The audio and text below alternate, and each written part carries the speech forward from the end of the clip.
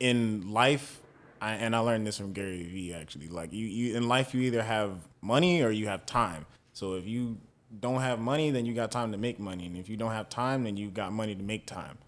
So at the time, I didn't have money, so I had to spend the time to learn how to do everything. So that's why I'm at a point where I'm genuinely happy that I made that decision, because now I'm at a point I listen to music on a totally different level than most people will never even get the chance to. And I think it's good to have some kind, do your homework on whatever you're trying to do. Like, don't just say you want to do it and then try to find the easy way to do it and expect to be successful off of it. Like, it's work. Like, it's a fun job if it's something that you love to do, but it's still work.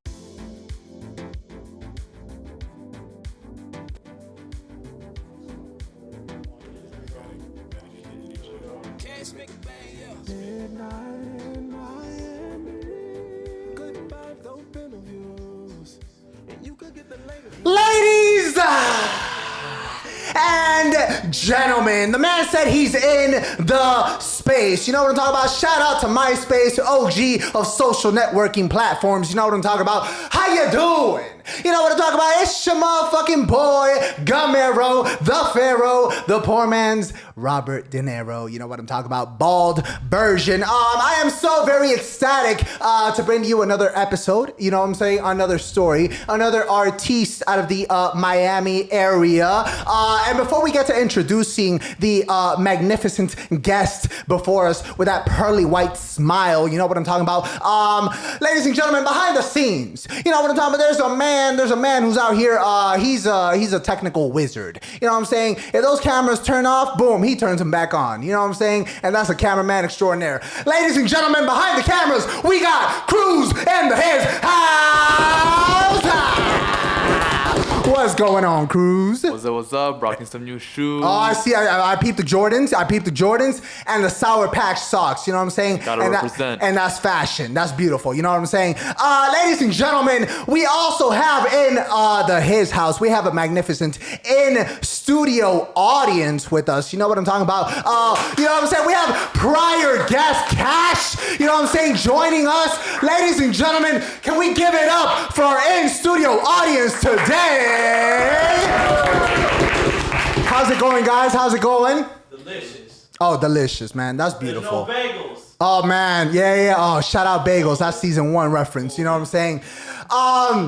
Ladies and gentlemen, how do I introduce a man with so many talents? You know what I'm saying? A man who's put in so much time day in and day out to develop his craft, his artistry. You know what I'm saying? Ladies and gentlemen, let's say you need to put on something to feel. You know what I'm saying? Maybe you need to put all those tracks that, you know, those tracks that maybe don't really emphasize on your emotions as much. Ladies and gentlemen, maybe sometimes you need to put some poetry on. You know, and the man right here, not only is he a musician, but ladies and gentlemen, in my eyes, he is a poet as well. Ladies and gentlemen, it is my absolute honor to be able to introduce, not for the first time ever on the Midnight in Miami studios, the man's a repeating guest from season 1. Ladies and gentlemen, my honor to introduce 7ranquil in his house. Quill. I only hope that for the rest of this interview, I can even come close to your energy right now. Oh, man, I appreciate you. Because I am on like Zen mode, and you are a beast. Oh, I appreciate you, brother. I appreciate you, man. First of all, thank you so much for joining us, man. I am so very ecstatic to be able to dive into everything Quill related today. You know what I'm talking about? There's new music. There's new writings on the horizon since we last met on season 1 at Asylum Studios. Big shout out, Asylum Studios. Big shout out, Asylum Studios. Big shout out to Logix. You know what I'm talking about? A prior co-host right there. Man just had his birthday when we linked up recently. Beautiful pool endeavor. You know what I'm saying? So Quill, talk to us. You have new music that you've been working on. Why don't you talk to us about what you've been working on as of late?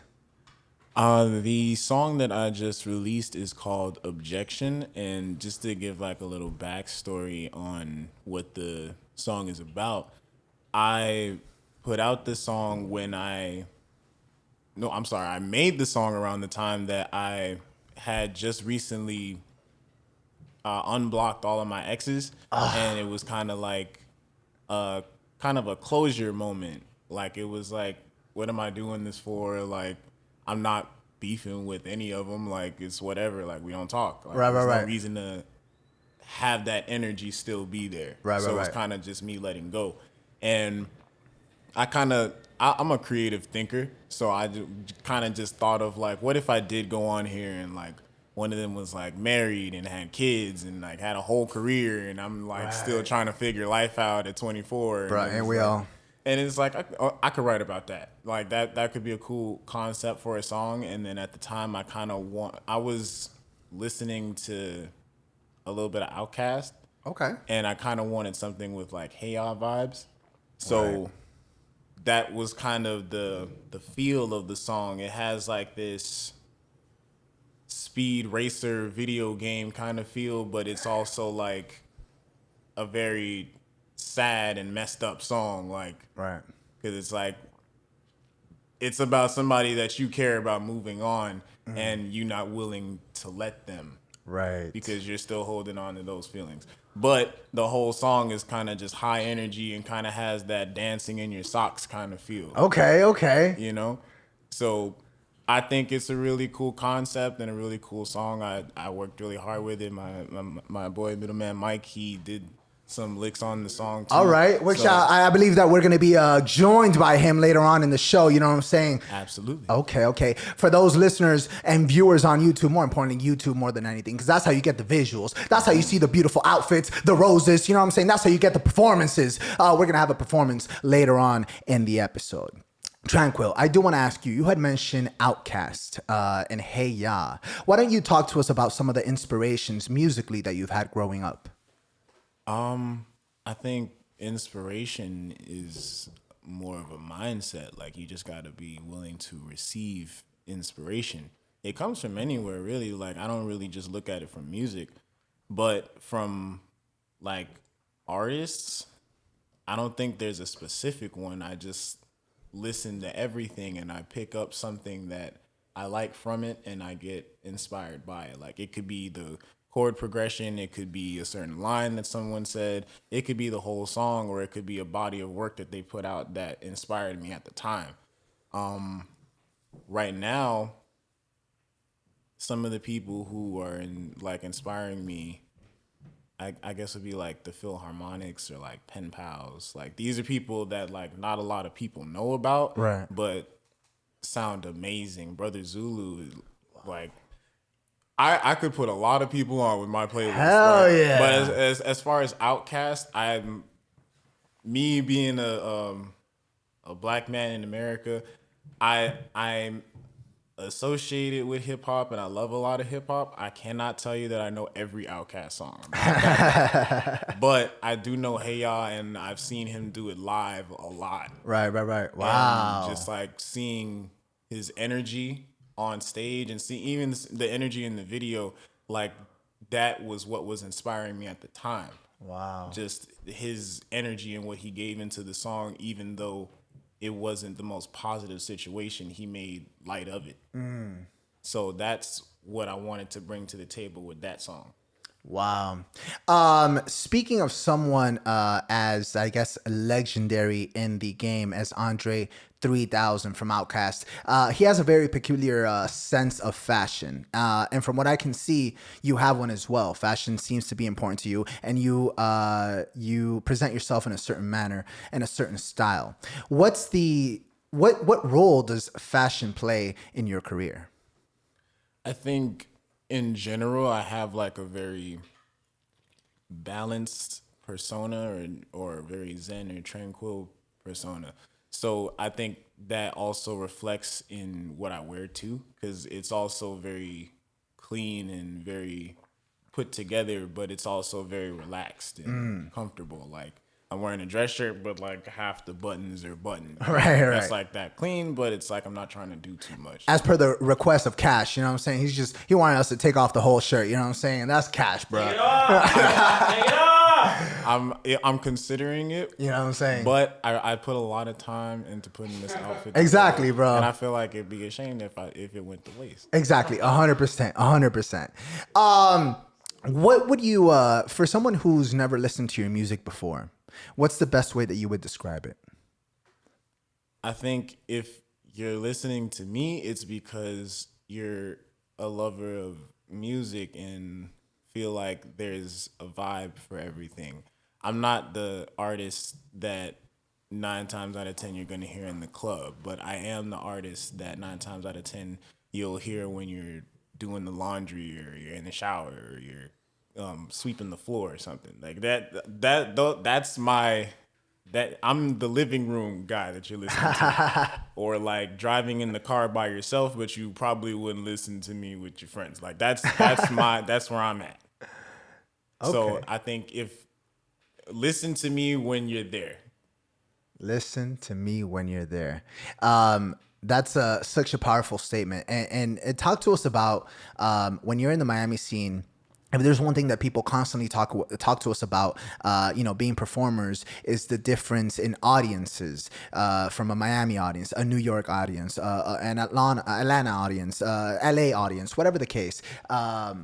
What's your experience been like with Miami audiences?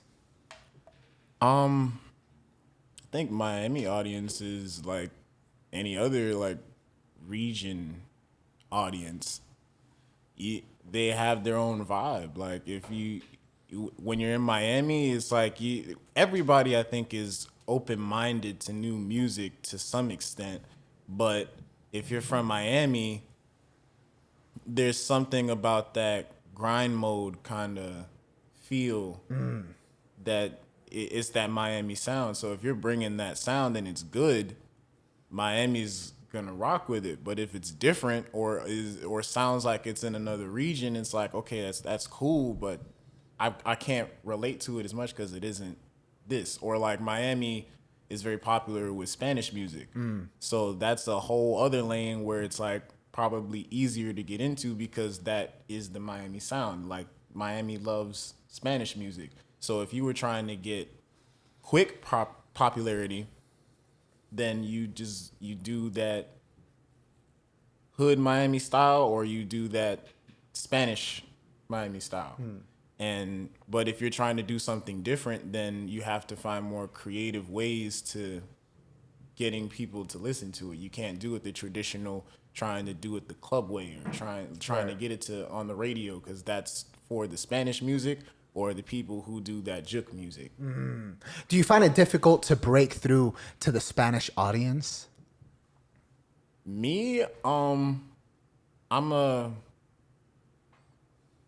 I consider myself kind of indie because I don't really just sit in one category. Like I like to play with things and see how it can work. So I think it's very possible I could do something in the Spanish realm. I wouldn't do it the normal crossover way where people would just do that kind of like poppy Spanish rhythm with it. I probably try to like experiment with like bachata or something. Okay. Because I got my middleman Mike. So okay. We could piece something together and find somebody who like does that and get them to tell us what's wrong. Right. Okay. Talk to us about the importance of finding someone, what I'm saying, like Mike, like all these people that you work with, what I'm saying, that you've already worked with numerous times before, that you trust, that you know that they have a similar vision for a project, and how difficult it is in contrast to work with someone that you've never worked with before. I think if you're working on something that you believe in, then it's very important to work with somebody who believes in what's going on and believes in themselves.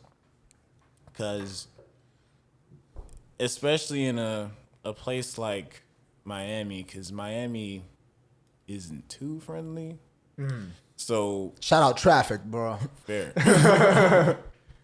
And so like when you're collaborating with people, I think it's really important to collaborate with people that you want to collaborate with and you like what they do and appreciate how they work and the way that they live their lives and their energy.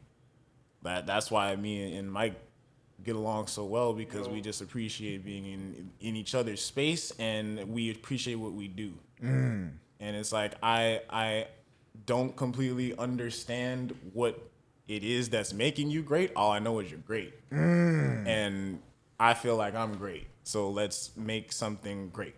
Do you ever go off of, let's say you're at a performance and you've already performed, or maybe you haven't yet, but you're kind of checking out, the acts. Do you ever get impressed by someone so much that you go up to them and be like, hey, we should collab, we should work together? Or is that sort of your style, or how do you find people to collab with?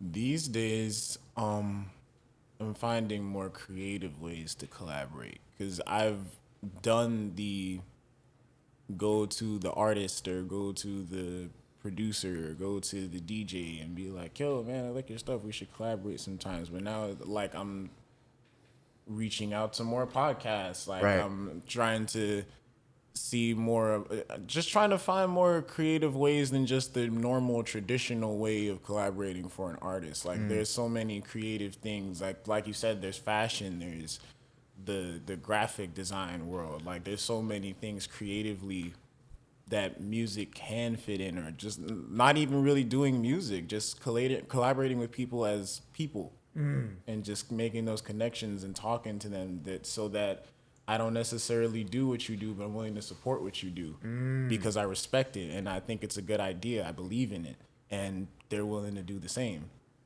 What's your relationship with engineers and producers like? I've gotten to know a lot of engineers and producers in my time, and they're pretty much my friends now. Hell yeah. Like, I don't have too many friends that aren't creative. Right. So I'm blessed to have them in my life, and I learn things from them every day, and I believe I'd like to feel like they learn from me too. Sometimes I feel like I'm just talking, but they feel like it's like in some type of way it inspires them to do something, or they feel like they've learned something from what I've said. If I that's all I can hope for. Do you find it more cohesive to work on a project with a single engineer or a single producer, as opposed to having 8 tracks by 8 different producers or engineers or whatever the case? I think it can work either way as long as it's consistent and you're not jumping from person to person for one specific thing. If you're working on one song, then have that engineer or that producer and maybe that writer if you need it, and collaborate. Like, a lot of people in the industry think like it's one and done. Like, you do it one time, and if it doesn't work, then try it again with another person. It's like, no, it's a collaboration. We haven't finished yet if you're not satisfied. So if this beat isn't the way that you like it, then let's fix some things so that it is the way that you like it. Let's not say, okay, well, I don't like the beat, so I'm gonna just go to another producer, because now you have to start all over and give the same idea to a whole other person and explain what you want and explain the cost and wait the turnaround time, when you could have just spoke to the same person and tweaked some things and it would have been the way that you needed it to be. Wow. Ladies and gentlemen, every single week, you know what I'm talking about? We have 3. I said 3. We have 3 segments, and the first one is actually called Mail Time. You know what I'm talking about? And in this beautiful segment, we put a story. You know what I'm saying? The week before, the day before, whatever life permits that day, on Instagram. And you yourself, you know what I'm saying? You go on the Instagram and you ask the guest itself the question, and we will ask it on the air, unless, unless it's perverted. And here we go. All right. So, Tranquil, the first question from the people, they do clamor. I do want to know, or they want to know, where did the name come from? That is going to be a very anticlimactic answer. It's not that big a thing. So basically, when I decided to pursue music, I, like a lot of artists at some point, think I need a name to call myself. So I went through a few. I did the Drake thing where I kind of just took one of my names and tried to run with it, but I wasn't very confident in my first name, so I used my last name, which was Alexander. Not very good.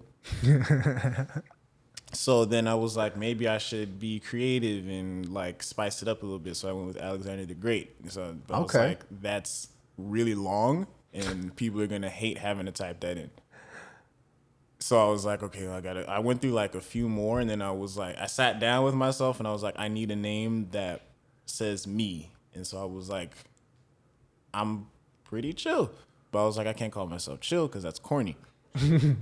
So I went online, went on Google, and searched up some synonyms for chill, saw tranquil, and I was like, that sounds like a name, and I was tranquil ever since. And then like Damn. All right. the 7 was added like 3 years ago, and it was kind of just off of, a lot of things are kind of just like off of whim or off of feeling. There's no like deep thought about the things that I do. It's kind of, I just go with my gut. The rose in my head is because I woke up one morning and was like, I think a rose would look good in my head. Dang. There's no deep meaning behind it. So there's no like numerology behind the 7. No, like, you know what I'm saying? Like, It of course grew into that okay. because I'm, Because late nights on YouTube, you know what I'm saying? and just talking to certain people, and like just I've grown to be very spiritual, so like it at some point that was thrown in there, but Okay. originally the foundation of it wasn't that deep. Okay. Well, that's a beautiful origin of the name. Second question from our mail time segment. Tranquil. You seem to have a knack for writing about true life experiences. Were you ever afraid of what the people whom you are writing about thought about the things that you wrote? Not at all, because 9 times out of 10 I've shown them the song before I even put it out. Oh, for real? Yeah. Wow. Or I probably just don't care, which is 9 times out of 10 the case. Gang. Because I mean, I live my life pretty honest, and so I try to be an open book about most things, even the things that like I'm not necessarily the most proud of, because it's like that was me, that's not me now, and I'm proud of me now. So I'm not ashamed of the things that made me who I am now. Because the experiences that you're writing about are true. Well, I mean, for the most part, there are certain things that like Objection, like it's true to some extent, but like nobody's getting married. Like, No, right. it's like it's a concept and just how I was feeling at the time, where my head was at. Have you ever had an experience where someone whom you wrote about hit you up, you know, talking about like, hey, why'd you put me on blast, or, you know, X, Y, and Z? Because I don't put names or anything in the situation, where it's more like if you know it pertains to you, that's your business. If you feel some type of way, then that's because of your own conscience. Oof. That's facts. I'm though. only writing a song. Oh, that's facts, brother. That's facts. And the last question from our mail time segment is, what influence does current events have on your music? Not much, because I kind of am on my own wave. I live my life with my own perspective and belief. So the current events of the world, I make sure to stay informed, but I don't pay too much attention to it, because at the end of the day, I still have to live my life. Right. I still got to No pay matter rent. what's going on, Right. my life is the same, and I'm right. still trying to reach a certain goal, and I still have the same obstacles. It doesn't, like, the only thing that could change in my life from the world changing is it would have to switch up what I'm already doing. And if it's not doing that, then it's like, okay, well, then I can only keep trying to pursue my goal. Right. Right. Ladies and gentlemen, thank you so much for sending those questions in. Do you know what I'm saying? Send them every week and we will read them on the air. Tranquil, thank you for that.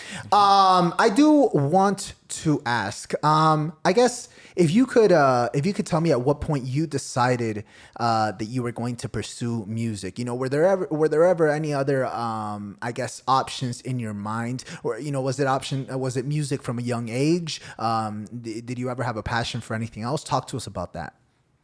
So I always wanted to pursue music when I as a child, like up until about, I want to say, oh no, because I went to a private school in elementary school, and like Okay. first grade, you're like automatically in the choir, like that's not like a choice, so you have to sing. So that was kind of like an immediate influence.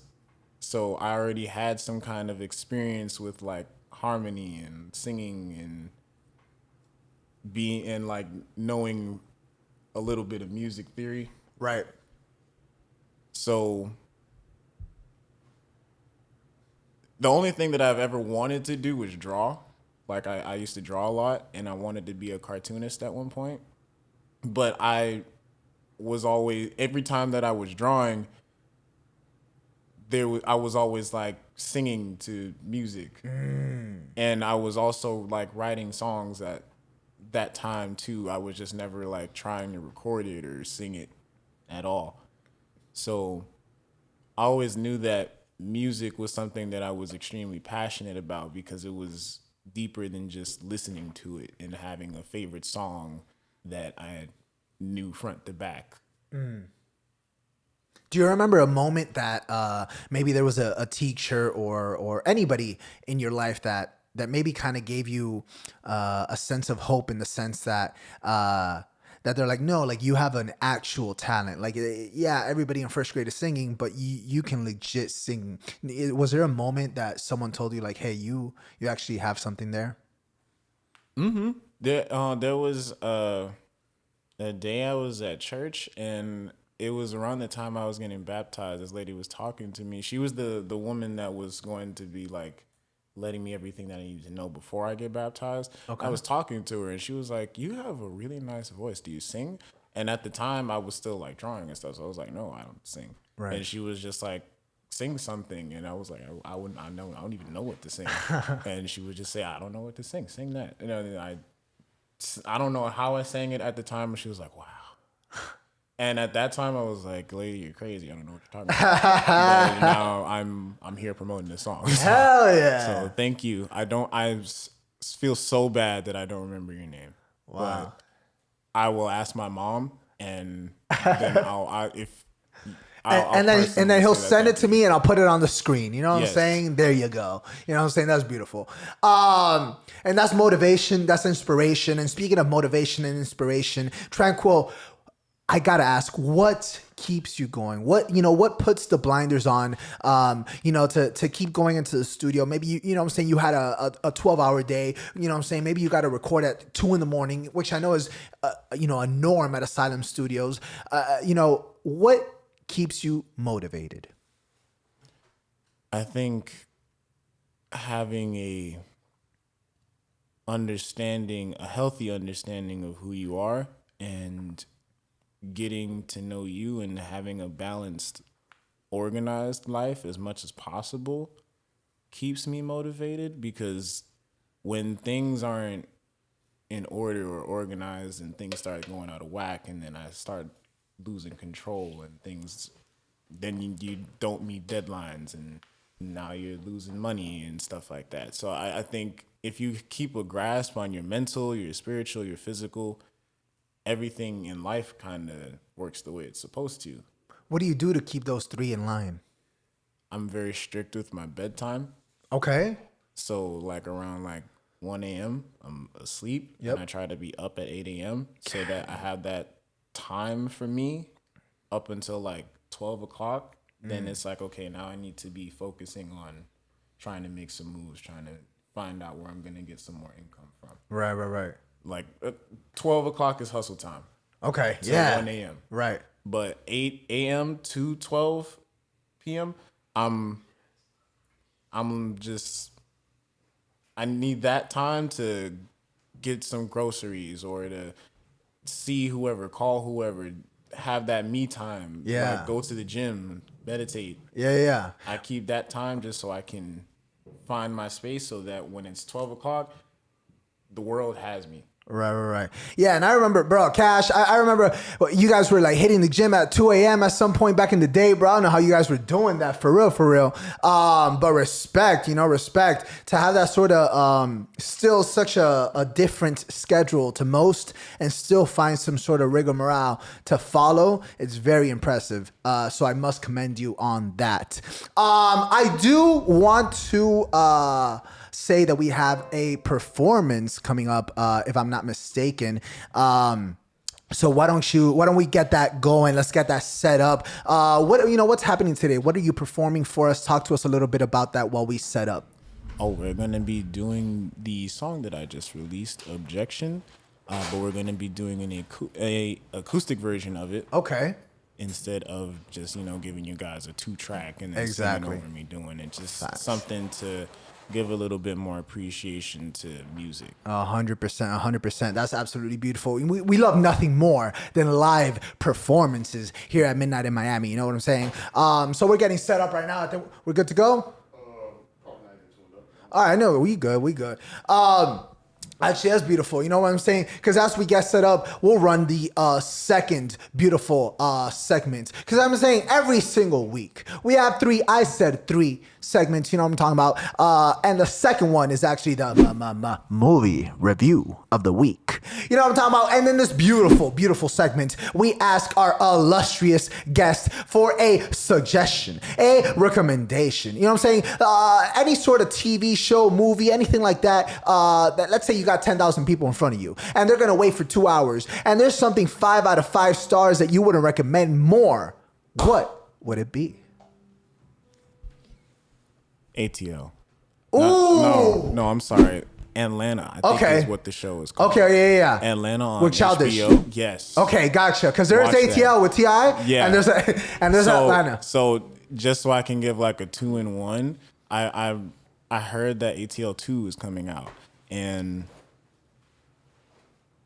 while I love every single person on that cast, I love ATL too much. And I feel like me watching ATL 2 is me taking a very big risk. Ooh. And why is that? Because when they take too long to make a sequel, it's usually not. It usually just doesn't give what the first one gave. Like it doesn't hit as hard because it 100%. wasn't like the energy isn't the same. Right. And I think they recorded it like 10 years ago. What? Yeah. Damn. That's what the twins. Yeah. In the movie, one of the twins was saying that it was shot like 10 years ago. Oh, wow. I had no idea. But what would you give it? Out of 5 stars, what would you give it? ATL 2 or Atlanta? Atlanta, 6 stars. Oh, for real? Yes. Like it has like this beautiful blend of like drama and comedy and action. And like, I like it. It has like this gloomy feel, but it's like hood humor at the same time. Like I love it. Beautiful. Atlanta, 6 out of 5 stars. You see it on the screen, featuring Childish Gambino, if I'm not mistaken. Everybody's been telling me to check it out. I haven't been able to check it out yet. You have to check it out. Is it that good? That good? Like set aside time. Oh, I got you. On my schedule. If you go to the gym and you got HBO on your phone, like watch it while you're on the treadmill or something. Like, gang. Enjoy it. You're like, it's gonna change your life. Oh shit. Like, all right. it's an experience. All right. Like, think about it. Like, it's Childish Gambino. Yeah. That's very true. It's a very creative character. Very creative character. You can't go wrong with him. Thank you for that movie suggestion. I think we're good to start on this here performance, ladies and gentlemen. So without further ado, let's get to it. My boy Middleman Mike some time to get settled in his chair. I get a headphone too. Go for it right now. Let's get it. Quill, today you play and I'll sing something. Today you play and I'll sing something. Oh no. No. I'm gonna set up the mic for you. That good for you?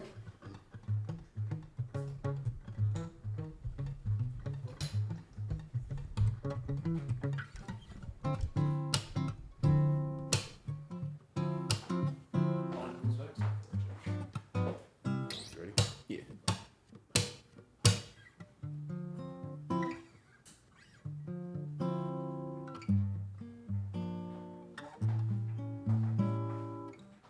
Last time I heard she's getting married. Happily walking down the aisle. I hope it's only temporary. And that it's not just my denial.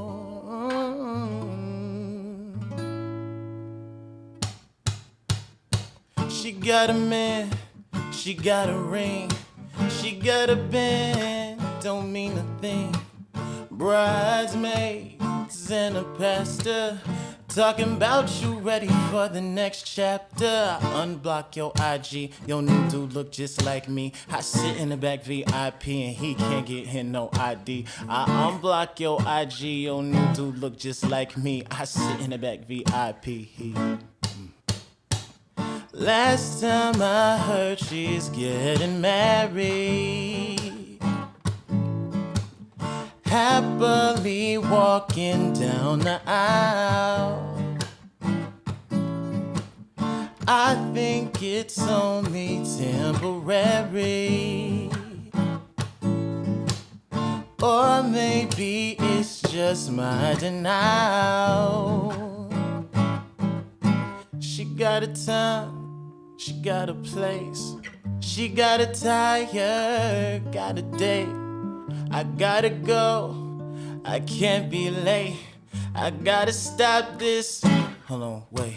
I unblock your IG, your new dude look just like me. I sit in the back VIP and he can't get in no ID. I unblock your IG, your new dude look just like me. I sit in the back VIP.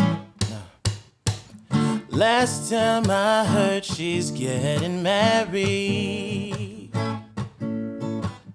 Happily walking down the aisle. I think it's only temporary. Or maybe it's just my denial. Last time I heard she's getting married. Happily walking down the aisle.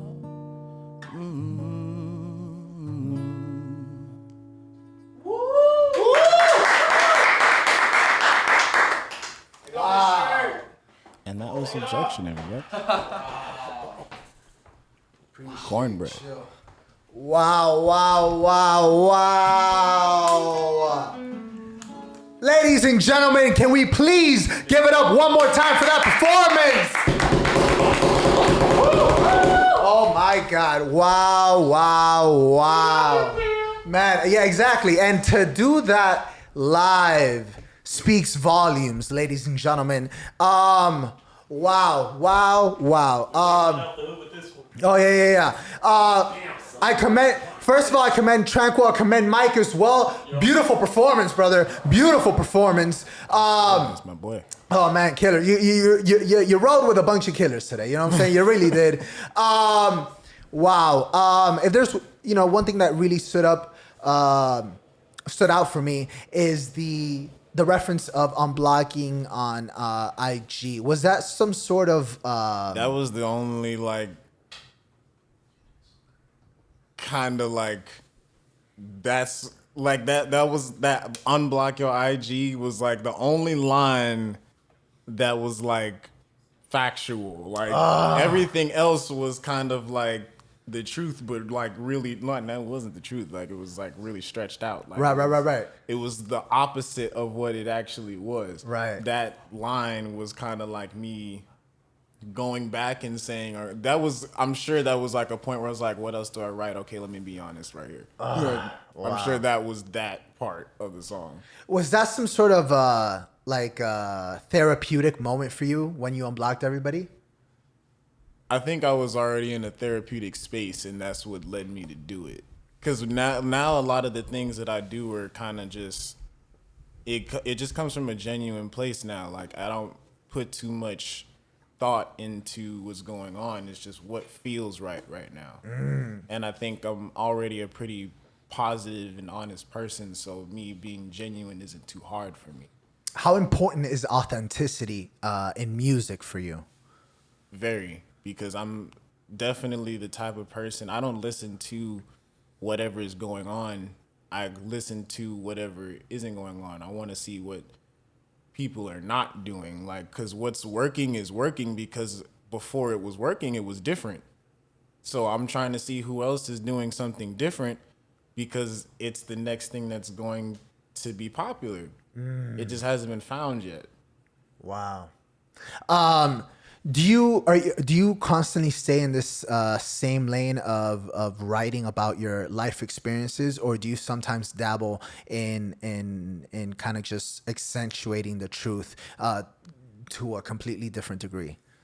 It kind of depends on where I'm at inspiration wise at the time, because sometimes a life experience could inspire me enough to write about it. Or sometimes there could be, like Objection, it's like a situation where it was a life experience, but it wasn't necessarily written about that experience. It was more, what if this happened, and then wrote about that. How would you say your sound has progressed or changed throughout the years? Very much so. There was a point in time. Psycho ass laughter, bro. Fair. No, because like, not like really thinking about like OG. Like I used to record on a Dell laptop on Audacity with Apple headphones in my mom's car. Gang. With like blankets on the windows. Damn. And then from there, I kind of like maneuvered to like my closet, and kind of, because I had like a closet that had like two sides to it. Okay. So I would just put all my clothes. I'm sorry, I'm not. You're good. Put all my clothes on one side of the mic and one side of the closet, and put my studio stuff on the other side of the closet. And I had like a $20 tape recorder mic from Radio Shack. And a lot of people that I still rock with today, like their first experience in recording was with that tape recorder mic. Wow. Like, and now they're doing all this other stuff musically that's just amazing. And to know that it started from that point is beautiful to me. 100%. Even for myself, because it was from there, and now I'm blessed to be recording at an actual studio and know what the equipment does and how to use it, and know the impact that it can give on which particular genre now. Like, my knowledge now from then is unfathomable. Wow. Would you say that that being able to know every aspect of the craft, not only to be able to sing or write, but know the mechanical insides and outs of it, and be able to diagnose a problem, do you think that that's a very important tool for you to have? I think it's a very important tool to have for any songwriter, to have some kind of knowledge on the way that you record.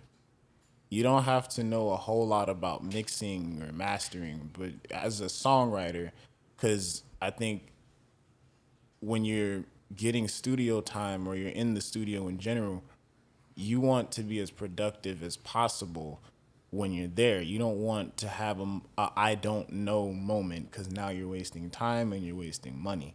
So if you have any kind of simple setup so that you can get an understanding of how recording works at home, and so that you can just record demos and just hear how it sounds, there definitely is more affordable studios like Asylum Studios that you can go to these days. Like when I was coming up, there wasn't too many studios to go to, and if there was, I didn't have the money to go to them. So I just, in life, and I learned this from Gary Vee actually. Like you in life, you either have money or you have time. So if you don't have money, then you got time to make money, and if you don't have time, then you got money to make time.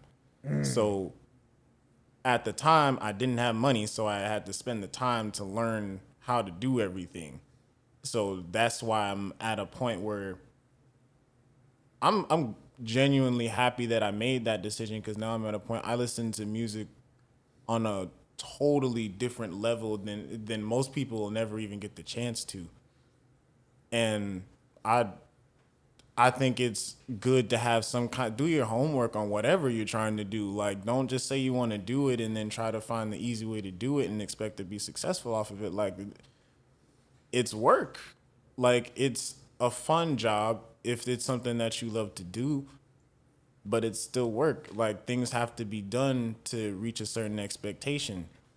Like, it's like you being at a call center and you saying, oh, I'm going to make it all the way to the top just because I have a nice voice. Like, it's not going to work like that. You still have to have some kind of customer service experience. You still have to have some kind of personality, some kind of charisma. Like, and it takes the time to build that, and you learn yourself on the way there. I'll ramble. No. Please do. And that's what a podcast is. You know what I'm saying? Talk to us about that fine line, between being an artist and being able to express yourself artistically, but yet, like you said, it's work. Being able to meet deadlines, being able to, if someone pays you for a certain job, meet that online. Is it a fine line for you? Is it difficult? Talk to us about that. I think that you have to have some kind of self-discipline just in life, like not even with your career, but there has to be you have to be your own best friend and really respect yourself so that you can get deadlines done and be places on time. Like I was late to this podcast, and once again, my apologies. No, brother, you're good. But you just got to find a way to juggle everything, because I get it. Life is hard. Like, I grew up I think everybody that's like without a parent or has parent issues at home, I think all of them kind of are mad at themselves and mad at like their parents. And I would think about things like people who have parents that have like abused drugs or like alcohol and stuff like that. And I'd be like, what would make somebody do that? Don't they know they have kids? And then like growing up, have had the understanding that life is hard. Life is real hard, and little to no one helps you with it. No one teaches you about it by the time you get into it. And a lot of people feel pressured by life and the struggles that come with it, because there was nothing. The world likes, or the government likes to make you feel like they're training you for life, but they're training you for the life they want you to live. They're not training you to live your life. So people try to figure that out, and sometimes it's hard to deal with, and so they just want a few seconds to just not have to deal with that pressure anymore. That's why people go out to clubs. That's why people go to the beach. That's why people drink. That's why people smoke. That's why people listen to music, so that they can just get a few seconds to not have to deal with, can I curse? Of With course. the bullshit that goes on in our day-to-day lives. What do you do for those 3 seconds to get rid of that bullshit of the day-to-day life? I do a lot. I meditate. I go to the gym. I make music. I talk to my friends. I just try to always maintain. I'm sorry, not maintain. That's not the word. Try to stay in a positive space. And me working every day, just trying to do that makes everything a lot easier for me. And I wish that a lot of people had the same perspective. I feel like that would make a lot of things in the world a lot easier. But I understand circumstances. Circumstances. Do you believe circumstances can make or break somebody and somebody's career? I think having an understanding of what those circumstances are and using them to your advantage is the best way that you can go about it. Do you feel that you've done that? Absolutely. I think me as a African American male, the black community or just the minority community understands code switching and just like knowing who to be and when to be at the right time. Because there's we all have that understanding that in order to get a job or in order to get a certain opportunity from certain people, you got to speak their language. Wow. Do you feel that you speak that language? And also kind of a branch off of that question, how do you feel, or how important do you feel that the language of business is when it comes to the performing arts? I think a lot of creatives, I think they're the people who want to be in the creative business, and I think there are people who want to be creative and like the idea of creative business. Because you see it in like high school when people want to draw and paint, but they don't want to take an art class because they feel like the art teacher is only going to make you paint or draw what they want you to paint and draw. And it's like, yeah, but they're teaching you a foundation. That's the point. Like, I get that you want to do all this freestyling stuff, but how much better could you freestyle if you knew the rules that you were breaking? Right now, you're just winging it. Right. Such a valid point. If you had some kind of idea of what it is that you're doing so that you absolutely know what not to do, you're in a beautiful place. How important are the fundamentals for you? I think they're very important to a degree. I'm not saying that you got to know all the rules, because it's something, even something like music, it would take you your whole life to understand everything about it. Right. Because with something like creativity in general, a lot of it is just feeling. People just want you to feel something. People just want to feel something. Right. Like when it comes to fashion or music or drawing or interior design, it's all being done so that when you see it or hear it or taste it, you're feeling something.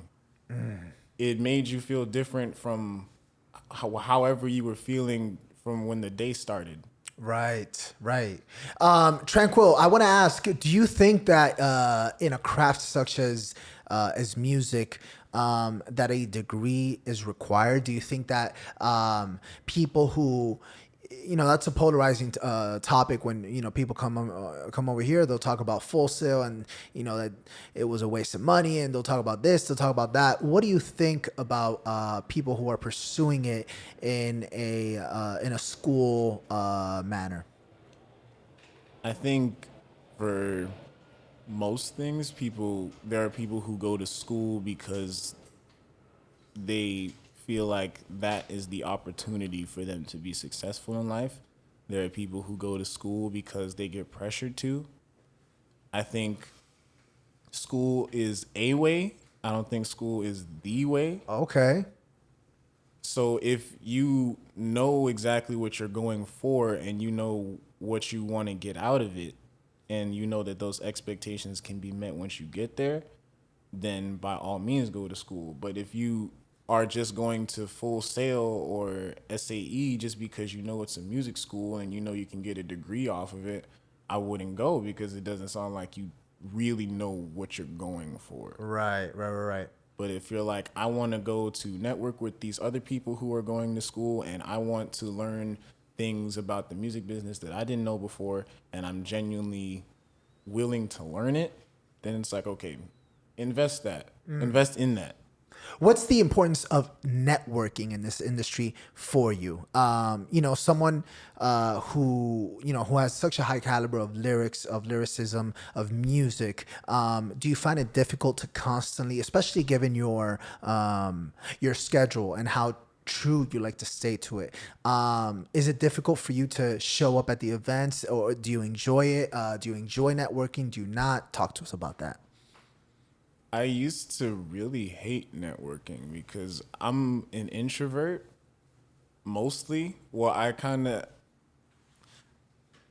feel like introvert and extrovert is more of a spectrum rather than what you are or aren't. Okay. Because we all have extroverted moments and we all have introverted moments. Facts. It's just how much more on which side of the spectrum are you? Right. So I'm the kind of person where I can be very extroverted in like indoor situations, but in outdoor situations, I'm in no way an extrovert. I'm very much an introvert. I don't like to speak. But in like a small space like this with people that I know, I can talk for hours. Hell but yeah. if I'm like at the club with 70 people that I have never met before in my Right, life, right. it's like how I have no idea what to talk about with any of these people. Right. So I think that's where I fit on the spectrum. And so when it comes to networking, I think now that I have that understanding and I have a better understanding of myself, and now it's more of just I just want to learn more about people and where their experience on Earth, because there's 7 billion people in the world, and that means 14 billion eyes Wow. That's a good fucking that have one. seen all types of things and met all types of people and are connected with all these different types of people. And you may not have a use for them, but you might know somebody else that has a use for this person and be able to make that link, and they make something great and meet these people and they have a use for you. And they're like, well, this guy put me with this person. So yeah, I want you to meet this person because he really helped me. Hell yeah. So I think that's the beauty of being an introvert and networking, because you don't necessarily have to be the guy. The guy. Talk to us about the importance of having a support system and what your support system looks like. My support system is filled with people who have a genuine appreciation for me, and I think that's because I have a genuine appreciation for them, and I try to really stress that. I've grown to have a very grateful or just a very appreciative personality. Okay. And I love that I've gained that, because it's genuine and it makes me feel good and it makes the people around me feel good. That's why I think that's another big reason why I've networking has become so easy for me, because now I'm just in a very genuine space and I genuinely want to learn more about people and feel and just understand what makes them great. Right. You know? Wow. That's dope. Ladies and gentlemen, every single week, you know what I'm talking about? We have I said three segments. And the last one is actually the quest for the truth. You know what I'm talking about? And in this beautiful, beautiful segment, we ask not only our illustrious guest joining us today, a random, emphasis on the word random card from this here deck of cards, but everybody in the audience as well. You know what I'm saying? Shouts, cash. And the man had tequila. And here we go. All right. He just pulled out cards. I am nervous. Oh, yeah. Here we go. Okay. All right. This is a solid one. All right. Tranquil. What event, and this goes for everybody. Here we go. What event do you think impacted the world the most? I think it's a tie between Michael Jackson's death and Kobe's death. Damn. Elaborate a little. Because with both of those situations, the second that it happened, like the world stopped. Like I was running a recording session the day that Kobe died, and my client had to cancel the session because he was just his whole mood was off. mid session. Like he had to cancel. Yeah, we were recording, and then he came out for a second, and it was my boy Broly. Shout out to Broly. Big shouts. He was listening to the song, and he was scrolling on Instagram. He showed it to me. He was like, "Damn, bro!" And then he tried to record the song, and he was just like, "Nah." Vibe was off. Yeah. Wow. Did that impact you as well? Yes, because of the person he was. I'm not the biggest sports fan. Okay. So it wasn't necessarily because of how great of a basketball player he was, but it was more because of his work ethic and his mindset and everything around basketball that I think would be what inspires me. Right, that Mamba mentality, right? Mm-hmm. Very dope, very dope. Over to Cash. We definitely want to get the input from our audience as well. What is one day that you think impacted the world the most? Oh, he's making his way to the camera. Okay. That one time T-Pain Ryan Mansion with Wisconsin. And he drops the vape. And that's beautiful. You know what I'm saying? That's beautiful. Thank you so much. The man had tequila. I gotta love it. That's a very... Wrong. He's not wrong. He's not wrong, though. He's not wrong. That was an iconic moment. That was an iconic moment. Is there anything else from our in-studio audience? Well, it's hard to follow for sure. There's no vape to drop. But what is one day in the world that you think impacted it the most?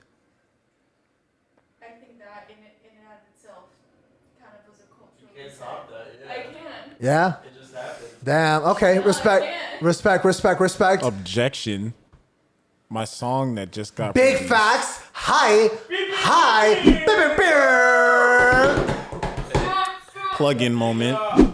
Gotta love that plug-in moment. By the way, where can the people find it, by the way? Everywhere. If If you listen to music in a place, it's there. boom. You know what I'm saying? Bro, you can slide in his DMs. He'll get you a damn cassette if you need it. You know what I'm saying? If you can't find it there, tell me and I'll find it. If I can't find it, then I'll personally go to your front door and I will bring middleman Mike. And I'm here today because he couldn't find it. And I'm singing in front of his face today. Oh, and he serenaded me. Let me tell you that. Which camera am I supposed to be looking at? Bro, you can do that one right this there. one, okay, so I've been on point. Oh, yeah. Yeah, so, yeah, if you can't find it and I can't find it, then I will personally serenade you in your face until you feel something.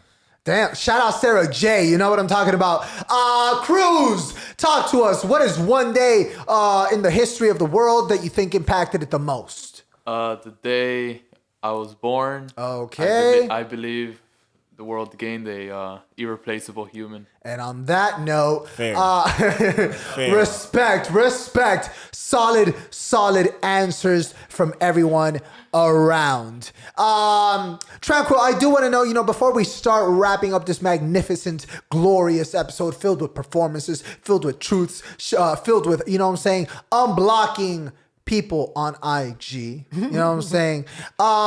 Tranquil, if you could tell somebody, something to the Tranquil from 5 years ago, what would it be? Nothing. Go get a flat top. No, get the flat top. Get the flat top. Because then It'll lead you to the you'll rose. Get the locks. I definitely do wish that I had locks in high school. I would have told him, get a gym membership. Respect.